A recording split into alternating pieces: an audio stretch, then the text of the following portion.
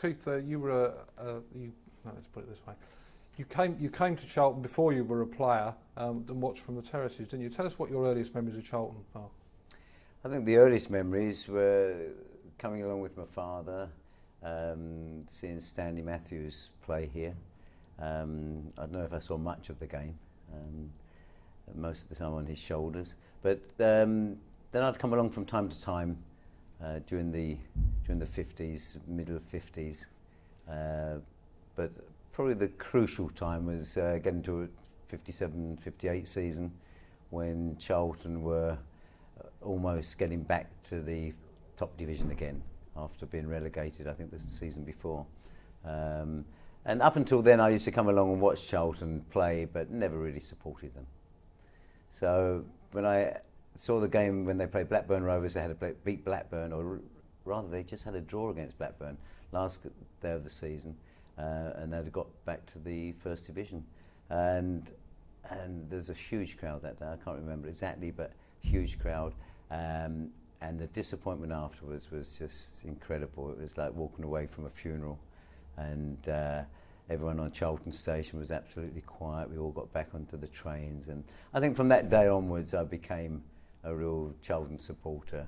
And you know, little was I to realise in a couple of years' time, after that I'd be signing as a schoolboy. And then you came to the club in 1962 full time, and I think Frank Hill was the manager then. What's your memories of Frank Hill? Tiger Hill, he is known as. I think he was a bit of a tiger on the football field, and certainly off the field he'd growl at everyone, certainly a lot of the players, and I was quite scared of him, quite honestly, as a 17-year-old. But having said that, he put me in the team early and had faith in me. But he was quite a character. The old type of manager, you wouldn't see much of him during the week, and he would obviously be there on the Saturday to select the team. And within 5 weeks of leaving school, I was playing up at Sunderland, and he only told me an hour and a half before the kick-off I was playing. And then the week afterwards, I made my home debut against Luton. And you played quite early on against Stanley Matthews, I think. I did, yes. So that was an incredible dream come true, because Matthews was now something like 47, you know, getting towards, well, way past retirement.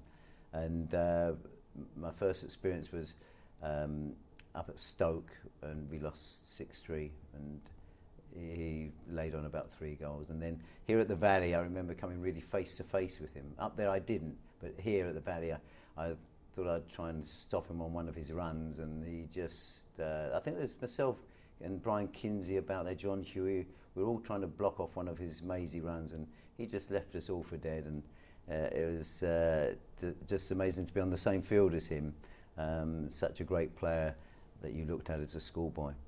And then the following year, one of Charlton's great players came back, actually cost you your place in the team, I think, Eddie Fermani. What do you remember of him as a player?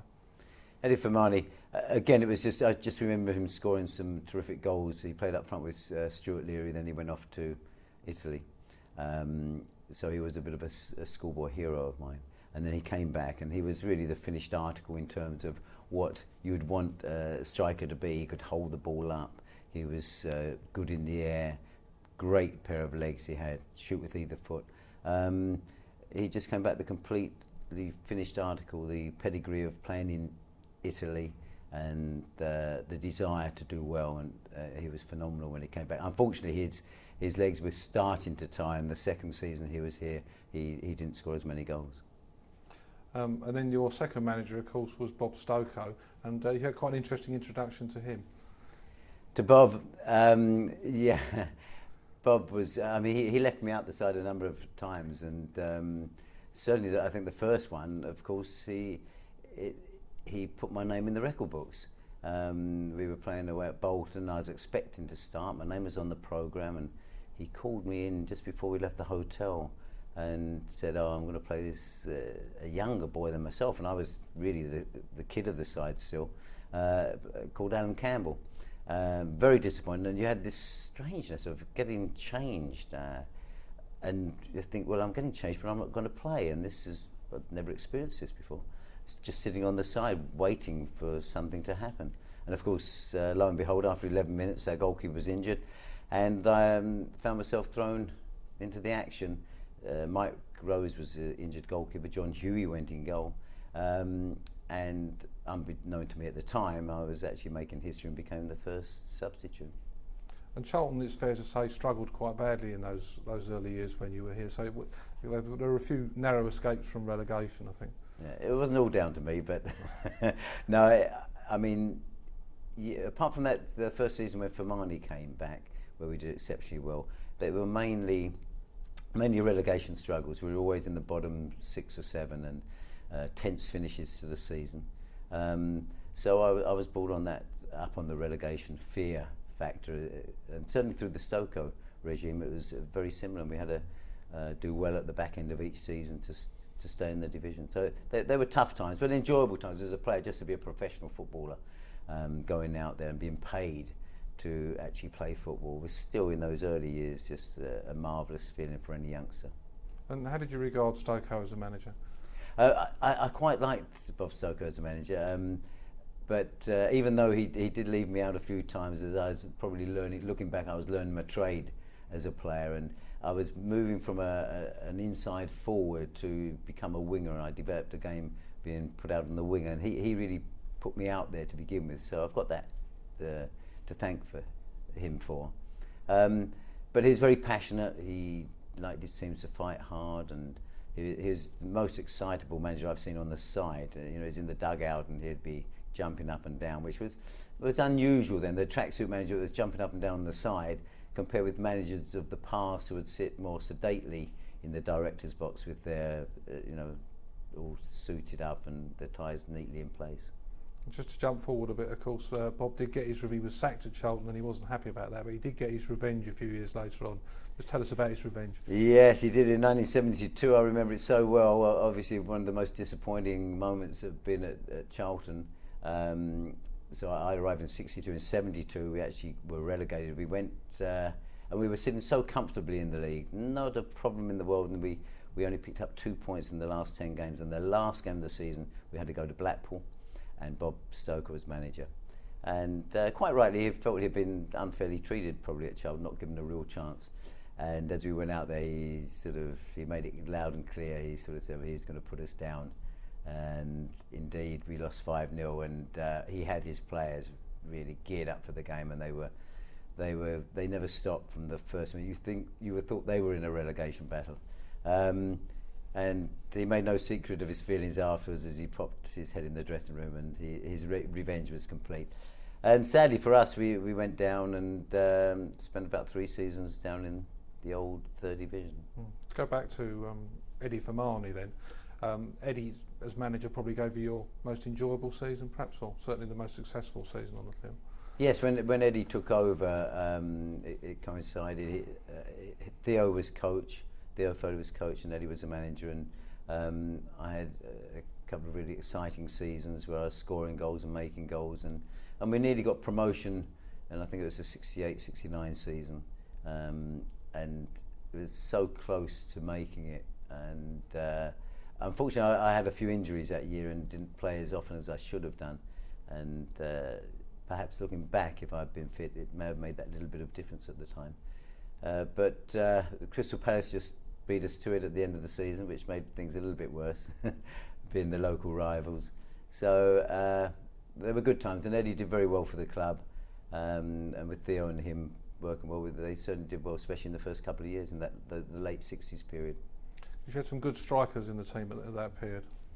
Yes, the two that really spring to mind were Ray Tracy and Matt Tees, and Ray played for Ireland and was a good lad up front. Although he was only about 5'8.5", 5'9" at the most, he was exceptionally good in the air. Scorer of some great goals.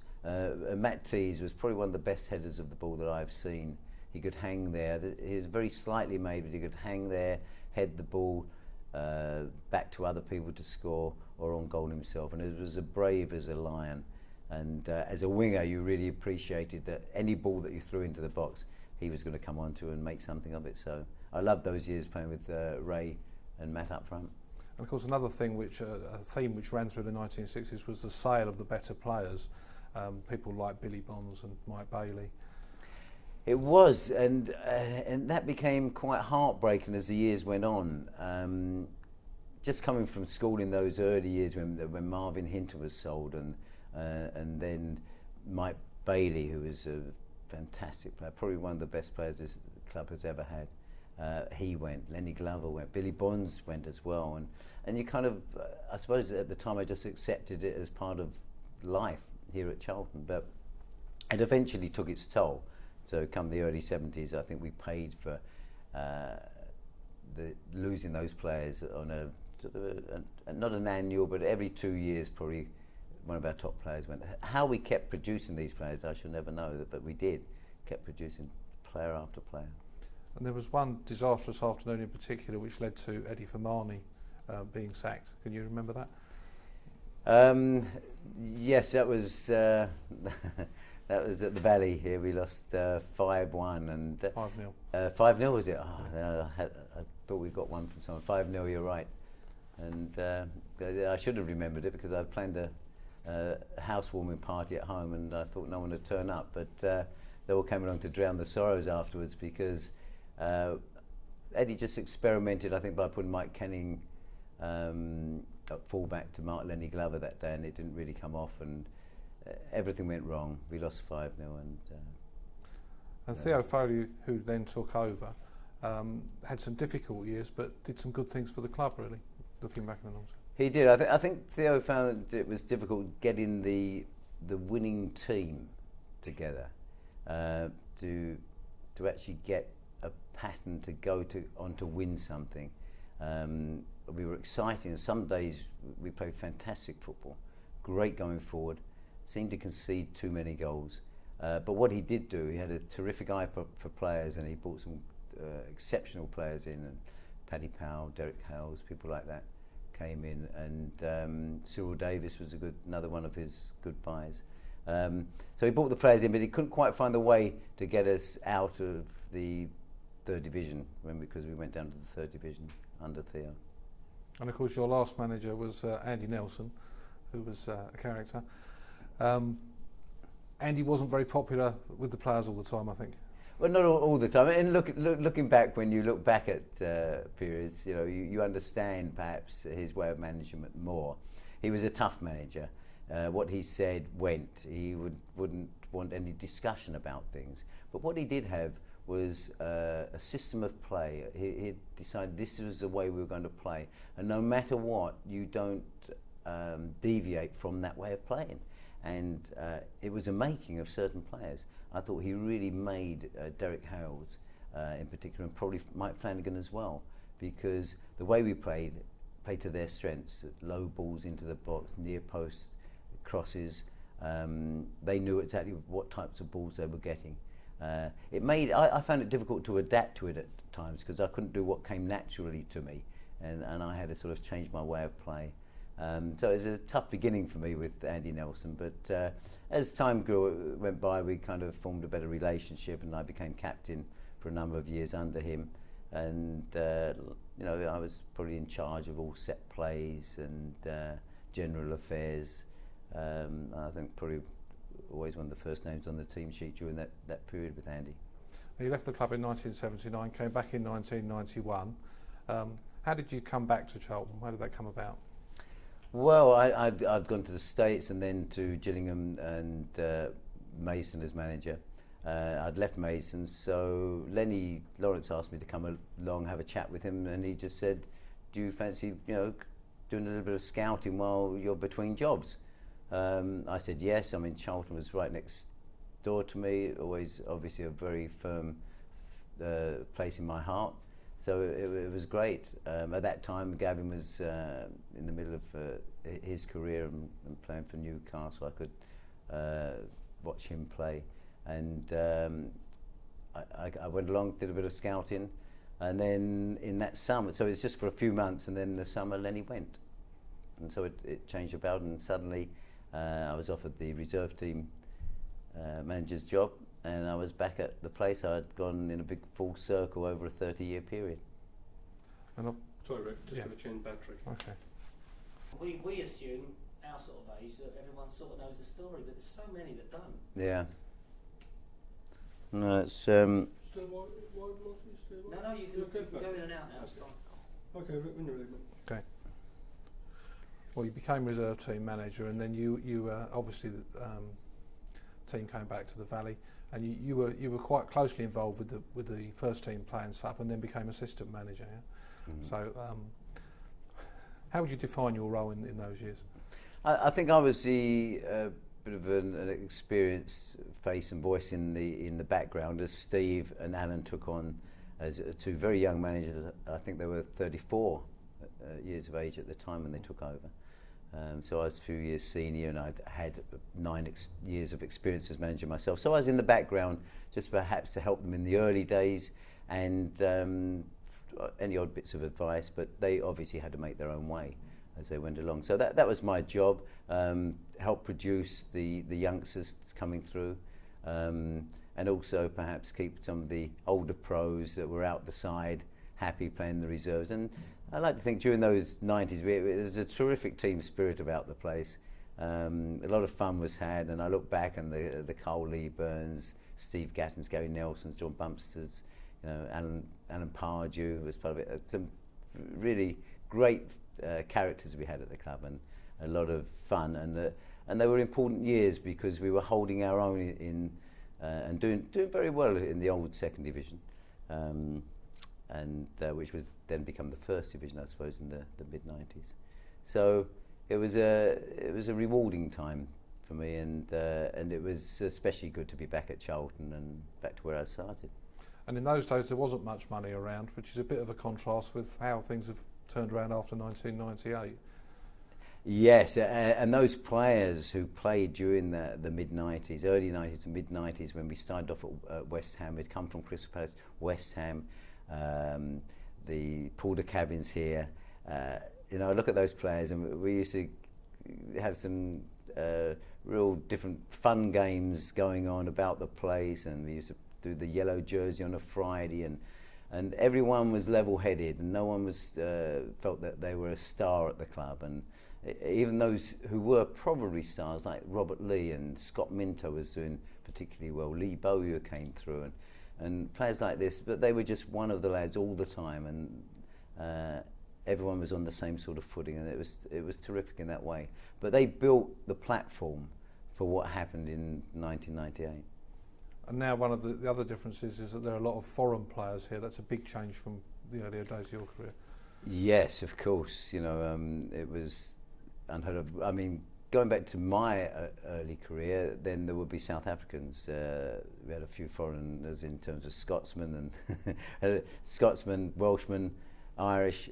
They were always at every club, and but we did have South Africans here, and of course later on with Mark Fish and Sean Bartlett coming, the South African link-up started all over again. And of course the playoff final was another special day for everyone, and you yourself with your long connection with the club. Yes, I've always said about the playoff day, as I looked around at the end, and we were out there for a long time after we'd actually pulled it off, and I was looking around, and those people who had been there for so many years, I could spot different old faces I'd seen for years during the tough times, the rough times, the ups and downs, and what they must have felt must have been absolutely marvellous at that time, and it was for me as well, because to get into the top division, into the Premiership, I'd waited all those years for it to happen, and many people from the terrace had waited even longer. Super, thanks. Super duper. So, Keith, just one other little thing. Yeah. You may well have already done it, given I looked through the tape, but we're just trying to get a couple of lines from different people, sort of something to do with sort of, your pride of sort of the long association with the club as a player and manager, it's what it means to you, something that's sort of quite heartfelt, really. Yeah. Richard's sort of done us a little line there. We'll ask Derek about the changing times from when he used to play cricket and whatever. Mm-hmm. And Alan, will give us a line about being the best club in South London, hopefully when we see him. But it's just that sort of, how many years. Yes. And it doesn't have to be long-winded at all. It's just a little line to, to help start the video. That just give people something from the heart at the very top of it, really. Yeah.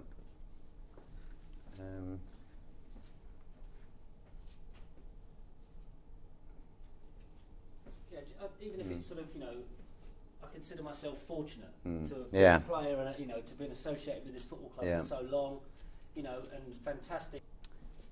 Okay. You might have even said it in that interview. Yeah. To pick a bit out. Right, you are. Okay. So, Yep. Yeah, I think probably where I feel very privileged is having had this long association with Charlton. And I remember my father saying when I was very young, he used to say, "Oh, there's nothing quite being successful in your own backyard," and there isn't. And in my case, relatively successful as a player and on the management side of things, but being part of the success has been a real privilege, and it's a special feeling being a local lad that has always been, or almost always been, Charlton through and through. Okay. Can I ask you to do it one more time, Keith? So I know it's tricky, just in terms of trying to just shrink it down a little bit for me. Right. Okay. It's tough, mate. Yeah. It's asking you to do over and above the norm of an interview. I know. No, it's all right. I'm just. I won't be able to remember all that I said there. No, what did I say? I think the local thing's Yeah. very good, though. I think the because that's an local good thing, angle. Being a local Yeah. lad, and sort of, yep. so many years at Charlton, that sort of thing. Okay, I think probably from my point of view, being a local boy, having made good as a young player in your own backyard and being part of the success is extra special, and it's been a real privilege for me to have been part of it. Fantastic. Do you want to go one more time? Cameraman's asking for one more. Yeah. Okay. One more keep, Okay. If we keep looking at Richard. Yeah. Yeah. Yeah. Rick. I'll get it right. Yeah, I was looking around for Rich earlier. Do you want a dab? Yeah. That, He just. Yeah, I've got a handkerchief here. I'll maybe I'll just dab it off, so it doesn't get too shiny on. I'll give you. I'll just dab the chairman's head. I won't give you his. Yeah, you put the pound on the chairman's head. I didn't know where we were going at that. Yeah. Okay, let's see. When you're ready. Yes, I think one of the If big. you keep looking Oh, at sorry. Rich, yeah. I think one of the. Sorry. Okay.